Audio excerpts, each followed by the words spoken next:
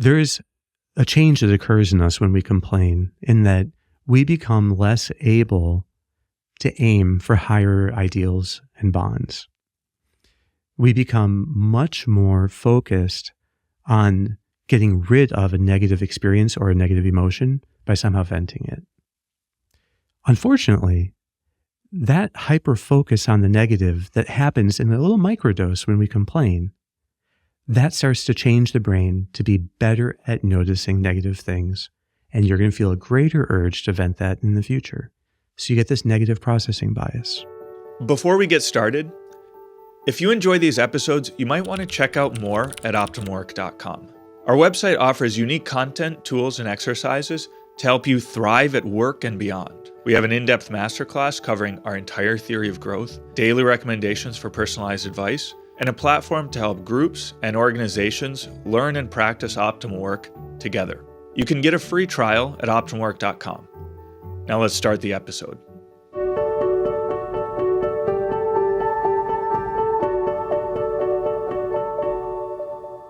Hey, this is Sharif here with another episode of the Optimal Work Podcast, joined by Dr. Kevin Majeres. Kevin, good to be back here with you again. Hey, Sharif, great to be back. Yeah, Kevin, well, we've been getting people really complaining a lot about our podcast and some of our more recent episodes.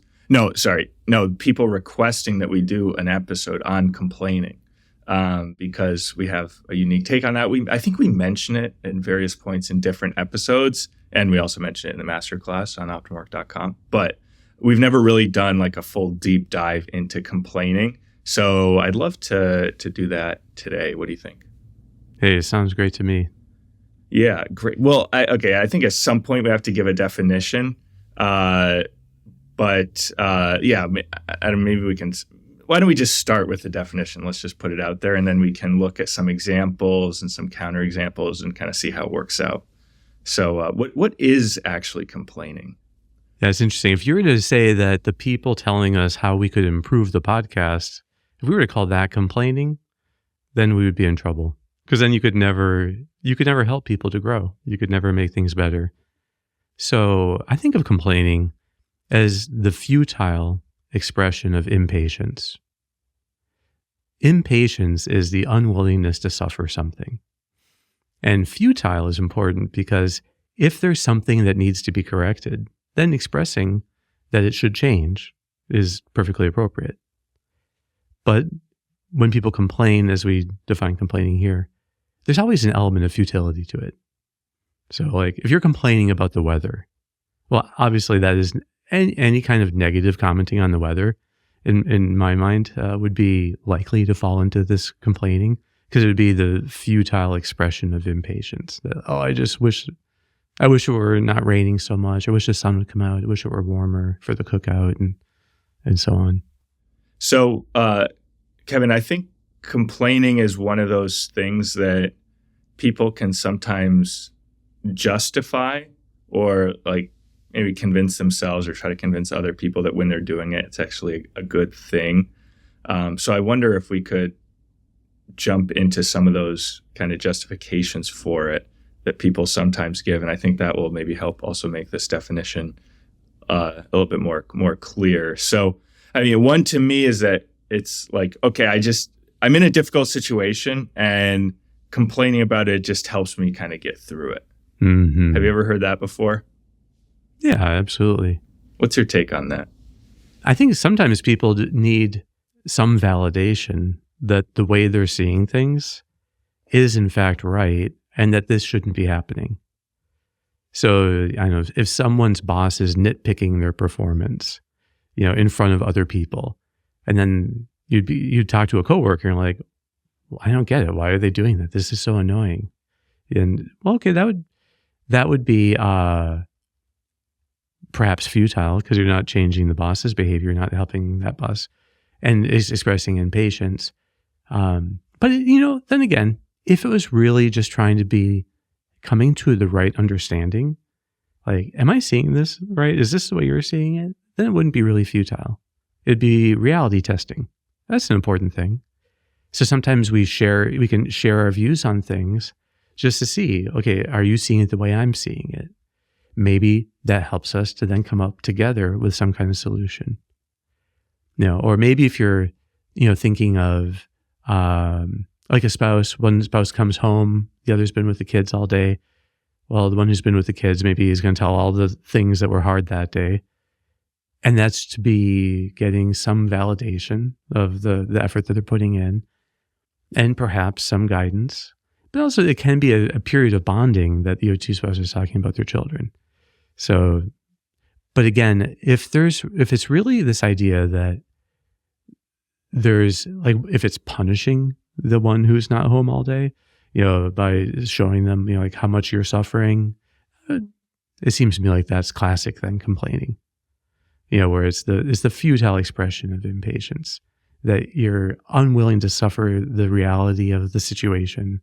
And then you have this futile way of expressing it. Yeah. What if people say it's harmless? So let me give you an example.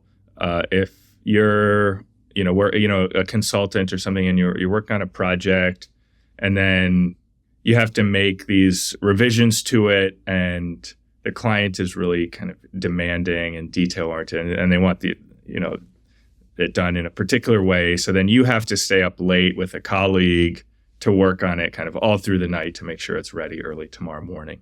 And then so throughout that long night of work, you and your colleague, not you, but in this example, might be, complaining about, this is what they want is so stupid. Why do we have to do that? So there's this kind of a complaining approach to it. And they feel like, well, that kind of lightens up the situation. Because if we were just, up all night working hard, it would be unbearable. But this helps. So yeah, what do you think about that? Just to kind of lighten the mood, or to help us kind of keep working. Are you in favor of that? I think if it lightened the mood, it wouldn't be futile. So if it was a way of having fun with something, I know that working in an emergency room, especially a psychiatric emergency room, which I did for a time after residency, there's a kind of gallows humor. There's a really dark humor that comes out. But I have to say, it never felt like complaining, because it was a way of, sometimes the situations are so absurd. So sometimes when you're pointing out the absurdity of something and kind of laughing about it, that seems to me like it could be serving a good purpose. And one way you could tell is that it wouldn't actually sour the mood. I think that it's an essential feature of complaining, that it makes us more unwilling to suffer the experience we're having, not less unwilling. So if two people admit that something is really hard, it could actually make them more willing to suffer it together. The fact that they're both in it, the fact that they're working together here, they acknowledge the sacrifice each person's making, that could actually make them more willing to engage the sacrifice. Maybe they remind each other of why they're doing it, of the importance of this, of the desire to do it well. So it could be the kind of arena for refocusing. But if we're merely this kind of, especially if it's repetitive, because I think, this kind of, because it's so futile, the expressions of impatience tend to be repetitive as well. And you can tell that they start to sour the mood. So if a complaining is a kind of fixation on the negative aspect of an experience, implicitly excluding other ways of seeing it. So you lose the sense that this is an opportunity. So you could ask yourself, can you imagine someone maintaining, imagine anyone who has a really great spirit of service. It could be a clerk in a shoe store having a great spirit of service. Well, what would happen to that spirit of service if they start complaining in their head? If they start complaining about every customer that comes in, it would have to erode the spirit of service. And think about what it would do to gratitude. So you imagine someone getting presents for their birthday, say some kid, and if the kid focuses on the things that they weren't given and starts complaining about that, well, what would that do to that kid's ability to feel gratitude? It would zero it out. So real complaining has this disturbing power to make it very difficult to resonate with ideals like service or like gratitude. So it becomes, instead, we resonate increasingly with impatience and anger. So we tend to get more and more irritable the more we complain. And it's a vicious cycle, because if complaining is chronic, you end up with an enhanced ability to see the things you complain about. This is called an enhanced negative processing bias. So more and more things then seem negative to you. So that's the danger with impatience. It just multiplies, in fact, the things that you suffer, because it adds the suffering of unwillingness to whatever the objective suffering involved in the situation already is. It just makes it that much harder to accept. Before we continue, a brief message. If you're benefiting from these discussions, please take a moment to hit like and subscribe. Doing so helps us to reach more people. So you're not just learning, you're also helping others to discover a path of growth and flourishing. Thanks for your support. So, Kevin, I want to run some last excuses for complaining that people might give by you. And I think there are things that you've maybe addressed already so far, so we can just kind of apply that here. But the first one is, I think people might say that the shared negative experience, or like the shared shared complaining, helps them to bond. You know, like people say, oh yeah, I formed a great friendship with this guy in college because we would be staying up late working on things, and we'd just be complaining about the teacher the whole time. And it was hilarious and funny, and so we bonded over that. So and then the second one, which maybe is slightly related, is just a sense of venting. Like complaining helps me get it out of my system. So maybe this is someone who's like interiorly complaining, and then they think, okay, if I exteriorize it, or if I externalize or express it or whatever, then I'm kind of just getting it out of my system, and then that helps me to be more positive moving forward. So what do you think about these two? First of all, I would say whenever anyone is complaining, I am sure that there is validity to it. Because if complaining is truly an expression of impatience, impatience does imply that there's actual suffering taking place. Okay, so if people express what they're suffering and others can then express compassion for them or can validate their concerns, and the bond is built through that, to me, that can be a wonderful thing. Now, I think in general, if it's this kind of repetitive complaining with people that you already have bonds with, it's probably less of a factor in building the bond. Because the negativity itself is like, as far as the negativity goes. Now, if it's the occasion for the other person to be generous and to offer you encouragement, to offer you support, then I could see that as being good. And then it wouldn't really be futile, because you're expressing what you're suffering with the hope of getting someone else to help you with it. And you're kind of wanting to be bondable. But my guess is that when we're talking about chronic complaining, we're not talking about people who are bondable at that moment. We're not talking about people seeking bonds. It's more the venting of the negative emotion. So chronic complaining is going to be more that second part, which is people think that it's helpful to vent. But if Aristotle has a great discussion of this in the Nicomachean Ethics, where he's talking about being good-tempered or meek as this mean between two extremes. And the one extreme, you have the people who are excessively angry. And then on the other, you have the people who aren't angry enough. They don't stand up for themselves. They don't stand up for people who depend on them. So there needs to be this mean in between. But there are a number of ways of expressing anger that are wrong. And I think that the idea of venting, almost always, it's not expressing anger to the right person. So, if you imagine something like your neighbor sets up a sprinkler and then it's getting your patio furniture all wet. Well, to be venting to your spouse about that, well, that's like you're venting this anger, but you're not directing it to the person that can do something about it. It'd be better to turn that into some kind of constructive request to the neighbor, just to let them know that they're getting your patio furniture all wet. But just an example, so venting is typically not done to the person who could do something about it. And venting's goal is more about releasing anger. Typically it's anger, because the highly irritable is one way people can have anger problems. And they're just kind of ticked off about everything. And so I think that the more people then vent these little things, the more easy it becomes to vent, and the more the negative processing bias develops to notice the things that you would be annoyed by. That we can never separate behavior from our own physiology.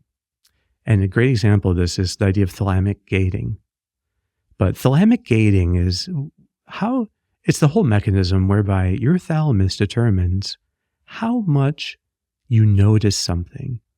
Because your thalamus is filtering out you'd be overwhelmed with sensory information if you didn't have a thalamus to filter it out. But your thalamus is very closely tied to your amygdala. And if there's something that you're on the alert for, something that you see negatively, that has some kind of negative emotion attached to it, the more unwilling you are to experience that thing, the more your thalamus will open the gate and you will notice it all the time. And then, so if you were to complain about, a scratch in the wallpaper, which happened to me, right after putting up new wallpaper, then this big scratch, got put in it. Well, if you complain about it, or chocolate on the wall. I know Christmas parties and kids with chocolatey hands, and I had a mother assure me that it could be washed off but no, you can't get chocolate out of certain kinds of wallpaper. So those kind of things, if you let yourself complain about them, you're heightening your thalamus opening up the pathway to notice that. And you just notice it then every time you walk by it. It takes up more, it'll interrupt whatever thoughts you're having, whatever you're doing with this, hey, notice this, the scratch is still there. So fortunately I intervened and no chocolate hands got put on the wallpaper. But anyway, so there's this sense in which we're shaping what we notice by what we talk about, by what we ruminate on in our mind. Complaining only adds an additional suffering to whatever the negative thing is that's in reality. That's why when someone has an urge to complain, if I were with them, I would be completely validating, yes, this is something that's annoying, or this is something that shouldn't be. But the expression of impatience is different. It's like saying, oh, but I'm unwilling to have it. And that unwillingness adds to the suffering.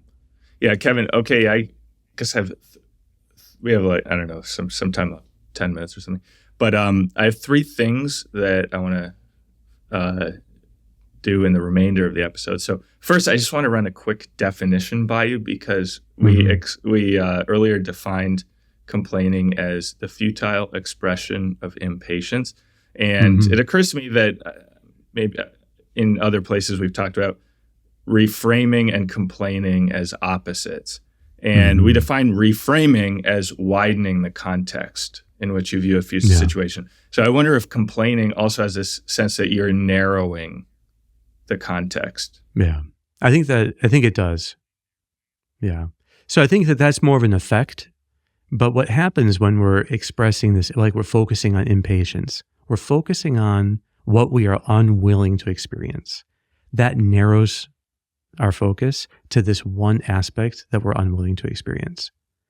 So you could be in a wonderful, vacation, and maybe there's one thing that bothers you, when you're laying at the pool, there's someone playing some music loudly that you don't like. Well, impatience would be like, oh, I wish they would turn that off. I wish, and to be kind of focusing on that instead of focusing on all the other aspects that are beautiful. So reframing is the widening of the context in which you see a challenge until you see it as an opportunity for learning, growth, and practice. Complaining would be then have the opposite effect. It's the narrowing. It's, you can't say deframing, but it's putting whatever the challenge is in front of you into a negative frame. As I say in the masterclass in Optimal Work, we only complain about challenges, and yet challenges are the only way we grow. So the complaining part is like the negative aspect of the challenge. What is it that we don't want? The reframing is the positive aspect. How is it giving us a chance to grow? So one of the best uses of complaining is to learn to catch it and then to try to deliberately practice a reframe. And the things that we complain about are usually it's something that is repetitive. almost always it's a returning of a thing. That's why, anger always expresses itself in these words like always and never. You always do this. You never do this, which is almost never true. So but there's this absolutizing that takes place in anger. Complaining is just feeding on that. And so typically it has this sense that we're hyper-focused on a negative. So I think learning to practice in advance a reframe can be very helpful. What would I be likely to complain about today? Then practice in advance, coming up with one way you can see that thing could give you an opportunity to grow. At the very least, complaining gives us a chance to practice patience. So I like to say that impatience is like wine, and patience drinks it. Patience has the feeling of drinking in the substance of the feeling of impatience. You feel the urge to express the unwillingness. You feel the urge to complain, and you drink it in. You are then much more able to actually engage the challenge in a real way so that there won't be anything futile coming out of it. Yeah, that's great. And okay, now I think maybe to talk more about that, engaging the challenge, because the second thing I want to talk about was things that might seem like complaining but are not complaining. And I think this is helpful because, people who take our advice very seriously, as they should, they say, okay, never complain. Okay, that means when something bad happens to me, I just have to take it. Otherwise, I'm complaining. So things like defending yourself or correcting an injustice, I think it's important to say that that's not in itself complaining. So I don't know if you can distinguish those things that aren't really complaining from what true complaining is. I think the key question is, are you engaging the challenge constructively or not? So if you're able to notice the negative aspect of something and identify it as a challenge, and then to try to strategize that challenge, what could I do to somehow engage this? Like if it's something you have control over, then to try to exert that control. So if it's something you don't have control over, to maybe someone else does. So trying to improve your situation is, I think, essential often for justice. That letting other people get away with injustice, for instance, is not justice. If there's some way of addressing it, there's some way of correcting it, I think that should be done. So there is, justice does mean giving to each their due, including oneself, ensuring, now you could decide that I'm going to forgive someone and then let it go, rather than be finding a way to punish them. This is where it's interesting. Aristotle, talks about this, and that the virtue of being good-tempered seems actually a lot like, in some cases, like it seems to be closer, in fact, to people not standing up for their rights, because meekness very often does lead people to try to be forgiving. So, and to forgive things rather than to avenge things. So then it could look like people who are not standing up for their rights. Maybe the difference is that the good-tempered person can admit that they do have a right and that they would be okay with addressing it. Like they're okay addressing the challenge assertively. But in this case, they're going to let it go. And so I think that there can be a sense that if there is a ceding of one's rights, it's done voluntarily. And it's not done out of a sense that they're afraid to speak up or afraid to stand up for themselves. But the question really is, are you addressing the challenge in a way that brings out your best? And sometimes that does mean being forgiving, even though you could have justly claimed to, redress it in some way. Yeah, that makes sense. Okay, Kevin, last question. I'll just give you an opportunity because we've touched on some of the negative consequences of complaining. I mean, it leaves the challenge unaddressed, and very sad. But I wonder if you would just want to kind of pile on why you should not complain. Here are some of the negative effects. I would say that there is a change that occurs in us when we complain, in that we become less able to aim for higher ideals and bonds. we become much more focused on getting rid of a negative experience or a negative emotion by somehow venting it. Unfortunately, that hyper focus on the negative that happens in a little microdose when we complain, that starts to change the brain to be better at noticing negative things. And you're going to feel a greater urge to vent that in the future. So you get this negative processing bias. That puts your amygdala on higher alert. So you're more likely then to stay in threat mode, looking for more threats to be coming. That means then that you're going to tend to have chronic sympathetic activation, which means high cortisol levels. High cortisol levels can be very deleterious to your health. For instance, people who have trouble controlling their anger have measurably higher cortisol, and they are much more likely to have slow wound healing than others. And it's because the cortisol itself changes the wounds so that the flesh there releases more inflammatory cytokines that keep the flesh inflamed. So the body has trouble healing in the presence of cortisol. Cortisol is meant to help us get through a very tough time, to get through something, and it shuts down the immune system. There are ways in which then these chronically negative appraisals even seem to influence the behavior of natural killer T cells. So turning down their activity. So we're less able to benefit from vaccines, less able to fight off viruses, potentially less able to kill cancer at early stages within us. So these chronically negative emotions, which is what complaining fosters, can in fact multiply our sufferings. In the moment, it multiplies suffering because it adds unwillingness and impatience to whatever the objective thing already is.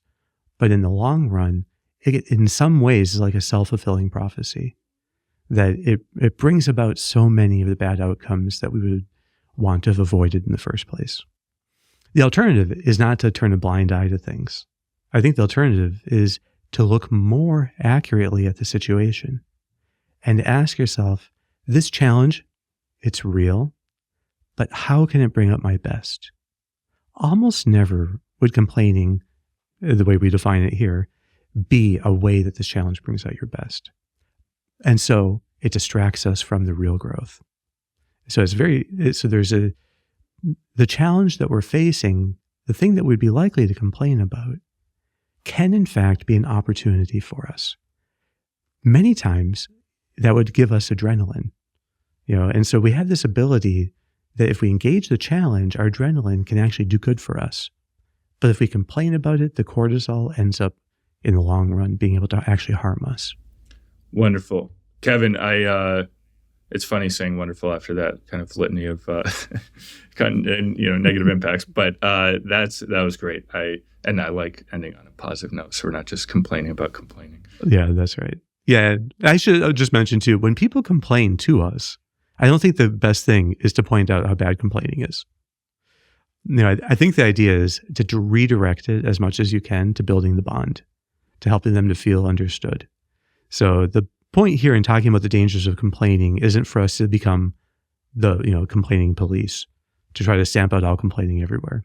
It's instead that we can find it in complaining the positive. When others do it, the positive is the bond, to be building that so they feel supported. And when we do it, the positive is however the challenge can bring out our best. Awesome, Kevin. Well, thanks so much. This has been great. Great. We'll be back next week. Thanks for tuning in to today's episode. If you enjoyed our conversation and you're looking for more in-depth guidance, check out optimwork.com, our unique platform that delivers content, tools, and exercises to help you thrive at work and beyond.